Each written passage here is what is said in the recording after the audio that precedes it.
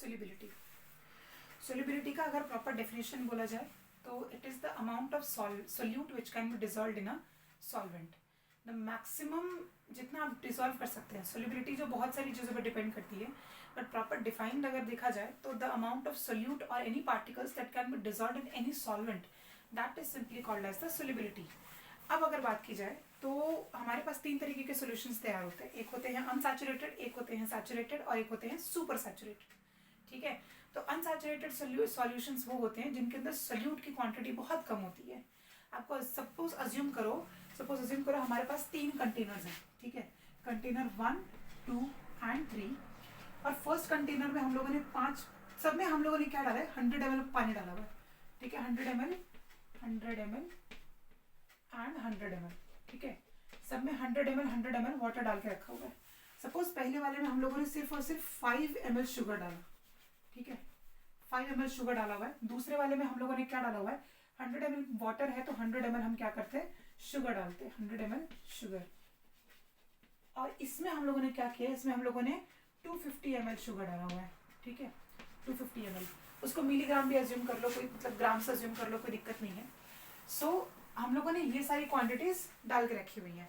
अब ध्यान देना, ये जो पहला वाला सोल्यूशन है वो अनसैचुरेटेड बनेगा। अनसैचुरेटेड का सिंपल मतलब ये है कि आपका सोल्यूट की क्वांटिटी बहुत कम है और सॉल्वेंट की क्वांटिटी बहुत ज्यादा है कंपैरेटिवली टू सोल्यूट। तो 5 ml शुगर 100 ml वाटर में क्या ही पता चलेगा। So this type of solution is called as unsaturated. अब यहाँ पर देखो दोनों की क्वांटिटी सेम है तो और ज्यादा आप डिजोल्व नहीं कर सकते। तो this the point where no more solute can be dissolve, that point is called as saturation point. और जहां पर दोनों की क्वांटिटी ऑलमोस्ट सेम हो जाती है, that solution is called as saturated. और अगर ऐसा सोल्यूशन कोई बनाना चाहे, मतलब 100 ml पानी है लेकिन हम चीनी डाले ही जा रहे हैं, उसकी वजह से एक पॉइंट ऐसा आ जाता है कि वो अपने सैचुरेशन लेवल से भी पार हो जाता है। And those type of solutions are called as super saturated solutions. ठीक है, they are called as super saturated solutions. अब ये तो नहीं है, मतलब ये तो सिर्फ हुए टाइप्स ऑफ सॉल्यूशंस या फिर टाइप्स ऑफ सोल्यूबिलिटी के टाइप हो गई है। लेकिन यहाँ पर हमें बात करनी है फैक्टर्स की, और हम बात करेंगे यहाँ पर लिक्विड के बारे में अलग से बात करेंगे और सॉलिड एंड लिक्विड की बात अलग से करेंगे, क्योंकि ये आप लोगों का एक्चुअली कुछ चैप्टर्स में ये पॉइंट जो है वो बहुत अच्छे से एक्सप्लेन किया हुआ है। बताती हूँ, पहले हम लोग सॉलिड को वाटर में या फिर सॉलिड का लिक्विड की बात करते हैं। ठीक है, सॉलिड की लिक्विड में सोल्यूबिलिटी के बारे में बात करते हैं। तो इसका सबसे अच्छा एग्जाम्पल हम लेंगे शुगर और वाटर का ही। ठीक है, बड़ा इजी एग्जाम्पल है, समझाना भी आसान होता है और समझना भी बहुत ईजी हो जाता है। अगर शुगर को आप लोगों ने पानी में डाला, फैक्टर्स कौन कौन से? फैक्टर्स है हमारे पास टेम्परेचर और प्रेशर। वैसे कॉन्सेंट्रेशन भी है, बट कॉन्सेंट्रेशन के बारे में तो हम लोगों ने 3 सॉल्यूशन ऑलरेडी पढ़ लिए। कॉन्सेंट्रेशन ऑफ सोल्यूट में saturated, super unsaturated and super saturated, ये है हमारे पास फैक्टर्स अफेक्टिंग सोल्यूबिलिटी। तो अगर हम लोगों ने शुगर को पानी में डाला हुआ है और अगर मैं उस कंटेनर, एक पतीला लिया आप लोगों ने, उसमें चीनी डाला, पानी डाला और आपने क्या किया, उसको टेम्परेचर बढ़ा दिया, मतलब आपने उसको गैस पे रख दिया। सबको पता है, सबने गुलाब जामुन खाया होगा अपनी लाइफ में कभी ना कभी। So we all know that if we increase the temperature, the molecules of the sugar gets dissolved more and more. ठीक है, आप लोग उसका बहुत ज्यादा गाढ़ा सोल्यूशन बना सकते हैं। That is why is it possible? It is possible because temperature increase होने की वजह से क्या होता है, सोल्यूबिलिटी ऑफ एनीथिंग इंक्रीजेस। किसी सॉलिड का किसी लिक्विड में सोल्यूबिलिटी क्या होता है, इंक्रीज होता है। ठीक है, तो यहाँ पर क्या होगा, टेम्परेचर इंक्रीज किया तो सोल्यूबिलिटी को ऐसे डिनोट करते हैं, वो भी इंक्रीज होगी। लेकिन अगर इसी केस में आप लोगों ने अगर सपोज प्रेशर बढ़ाया, मतलब आपने क्या किया, एक कंटेनर लिया, उसमें चीनी डाल दिया, पानी डाल दिया और उसको बंद करके उसके ऊपर आपने हाथी बिठा दिया।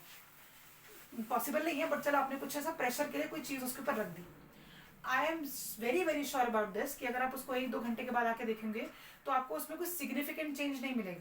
थोड़ा बहुत शुगर मॉलिक्यूल्स मिक्स होंगे because of the polarity of water molecule.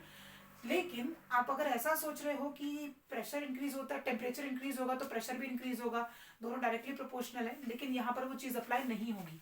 तो अगर आप प्रेशर बढ़ाते भी हैं तो कुछ सिग्निफिकेंट चेंज नहीं मिलेगा। So no significant change. ठीक है, कोई सिग्निफिकेंट चेंज यहाँ पर आपको अवेलेबल नहीं होगा। वेयरएज सेम चीज अगर हम लोग लिक्विड लिक्विड के लिए लेते हैं, जगह है वैसे यहीं पे कर लेते हैं फर्स्ट और ये सेकंड। तो लिक्विड प्लस गैस के बारे में बात करते हैं, लिक्विड लिक्विड के तो क्या ही बात करें, लिक्विड प्लस गैस की बात करते हैं, ये इंपॉर्टेंट है।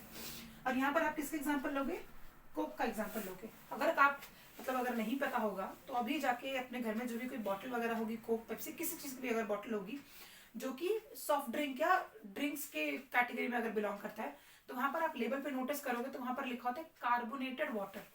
कार्बोनेटेड वाटर का मतलब क्या होता है, it contains carbon dioxide plus H2O, ठीक है, ये कंसिस्ट कर रहा है उसके अंदर। तो अब ध्यान दो, अगर कोई कंटेनर है, ठीक है, आई am very bad at drawing, तो कोई कंटेनर मतलब बीकर ही ले लेती हूँ मैं, ये अच्छा है, इसको बनाना आसान है।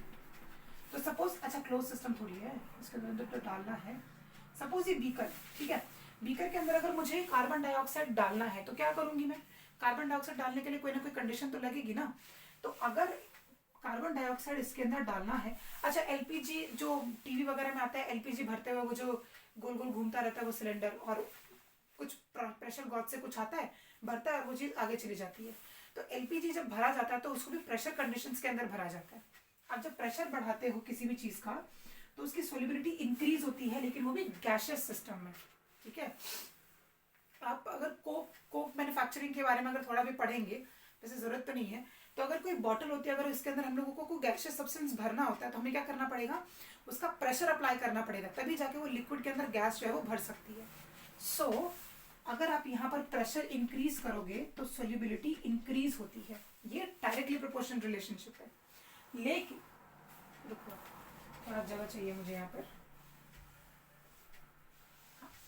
लेकिन अगर टेम्परेचर बढ़ाए हम लोग, ठीक है, सेम कोक की बॉटल है, ठीक है, सेम कोक की बॉटल है, लेकिन अगर, और ये क्लोज है, चलो क्लोज मान लेते हैं, और अगर आप उसके अंदर थोड़ी सी हीटिंग करोगे तो क्या होगा, जो गैस बबल्स है वो सबसे पहले बाहर निकल जाते हैं, और गैस बबल्स अगर सबसे पहले बाहर निकल जाएंगे तो सोल्यूबिलिटी क्या हुई, सोल्यूबिलिटी डिक्रीज हुई।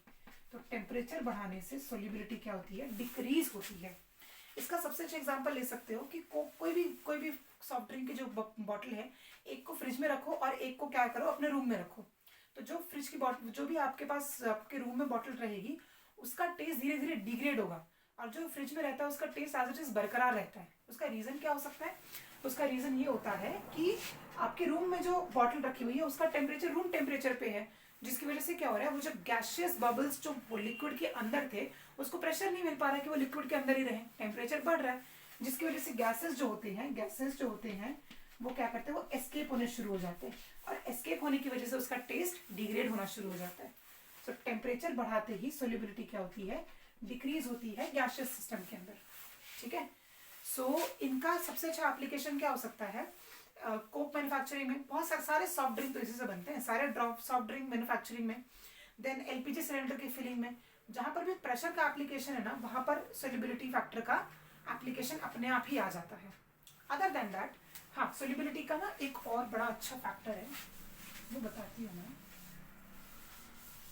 ये तो लिक्विड में काम आता है। लिक्विड की अगर बात करें तो सॉलिड लिक्विड हो गया, सॉलिड गैस, लिक्विड गैस भी हो गया, लेकिन लिक्विड की अगर सोल्यूबिलिटी की बात करते हैं, सपोज आपको किसी ने बोला कि बेंजीन को डिसॉल्व करो पानी में, ठीक है, कोई रिएक्शन नहीं है ये, ठीक है, सिर्फ बोल रही हूँ कि बेंजीन को पानी में डिसॉल्व करके दिखा दो, नहीं होगा, नहीं होगा। क्यों नहीं होगा, क्योंकि बेंजीन जो है ये एक नॉन पोलर मॉलिक्यूल है, ठीक है, वेरएज वाटर सब जानते हैं वाटर का डाइलेक्ट्रिक कांस्टेंट कितना हाई होता है, तो वाटर जो है ये एक पोलर मॉलिक्यूल है।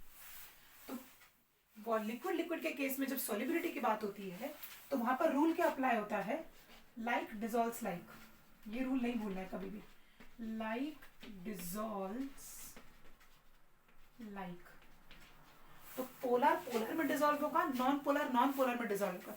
बेंजीन को एक जगह पानी में डिसॉल्व करके देखो, कुछ भी नहीं मिलेगा, ये दोनों लेयर अलग अलग हो जाएंगी। लेकिन वहीं अगर बेंजीन को आप n-हेक्सेन में डिसॉल्व करके देखो, n-हेक्सेन नॉन पोलर है ना, पोलैरिटी की जो लिस्ट होती है जो लैब में लगाई जाती है उसमें n-हेक्सेन क्या होता है, सबसे नीचे होता है, और पोलर की तरफ सबसे ऊपर कौन होता है, वाटर होता है। तो n-हेक्सेन में डिसॉल्व करके देखो तो एकदम भाई जैसे डिसॉल्व हो जाएंगे, लोग एकदम डिसॉल्व हो जाएंगे। वैसे ही अगर पानी के अंदर अगर आप लोग सोडियम क्लोराइड डिसॉल्व करोगे, तो एकदम अच्छा ब्राइन सॉल्यूशन मिलता है, ये आपको मिलेगा brine solution. So these are all the factors which are going to affect solubility, and I guess this is everything about solubility.